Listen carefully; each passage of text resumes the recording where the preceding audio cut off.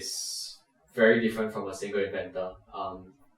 I mean, the most obvious is that because there are 10 events held over 2 days and 5 events on each day, it's not going to be it's not like any normal task. So there are 3 main points that I would advise anyone on to take note of, and that is your event management, the energy management, event management, and of course the risk management. So for energy management, that would include proper eating and proper rest. What do I mean by that? It's like, the first 3 events of the Decathlon program is the 100 meters, long jump, and short put. So it is obvious that you do a very thorough warm up for your 100 meters, and between your 100 meters and your long jump, basically you just have to keep warm, just keep moving so that you are ready to jump, and you don't really have to eat much between these 2 events because they are usually back to back. But when you have to eat is usually before or after the short put event. The short put is usually held after the long jump or after the midday break, the second half of the day. So short put being a non-running event per se, in some sense you can eat a little bit more, and you don't have to worry about throwing up because it's just short put. So what you eat also makes a difference. Like usually the main ones that I eat is Snicker bars, banana, and sometimes if I just need that little bit of energy boost, it will be some sweets or even just a sip of Red Bull. So if you can obviously get proper food in, this is usually, like I said, during the short put period, whether it's before and after. Rest is also very important because again you are usually out on the track for a good 9 hours a day, and whenever you can, just don't be afraid to take 40 wings, just to clear your mind, relax your mind, and you have to manage your energy well, in the sense that you have to last these 2 days, not only the first day. After the first day, there's still the second day to compete. So that would be more for event management energy management in some sense. Event management would be more of like, if you don't start off well, don't worry so much about it, just move on, because each event is a new event, each discipline is a new discipline. So what you did or what you didn't do in the previous event doesn't matter in this event. So you just move on and do your best in the next event. And obviously the third one would be risk management. And what do I mean by that? Let's say for the long jump event, it is a very explosive event. If your PB is maybe 6.5 meters and after the first 2 jump you are 6.3, 6.4, and you feel a little discomfort in your hamstring, I would say just rest, just pass the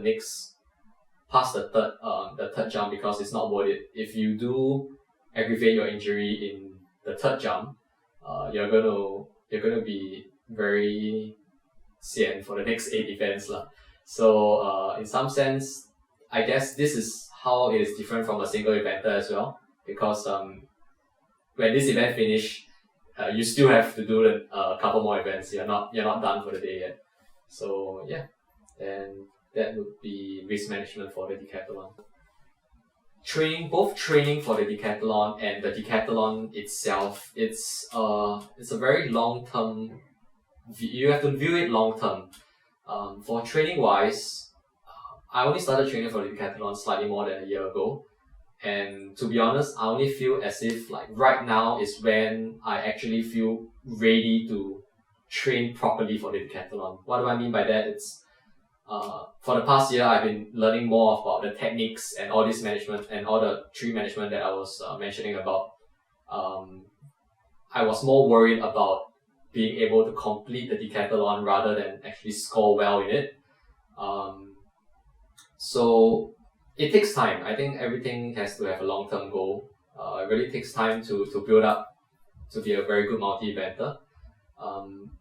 The SEA Games 2015 was only my 3rd decathlon, and My first decathlon was held earlier in the year, about 5 to 6 months before SEA Games.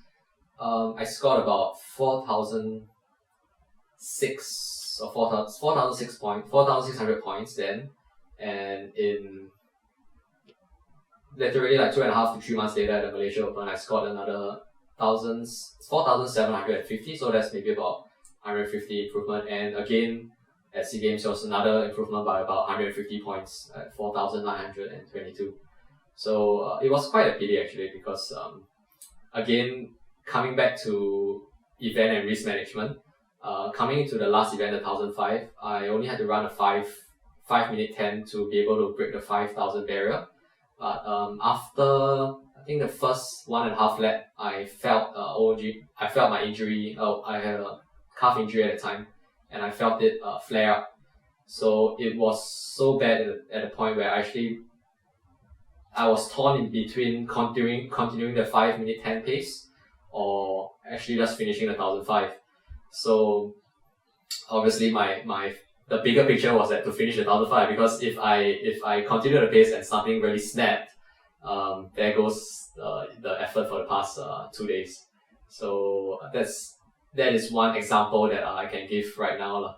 And if there's another example that I would like to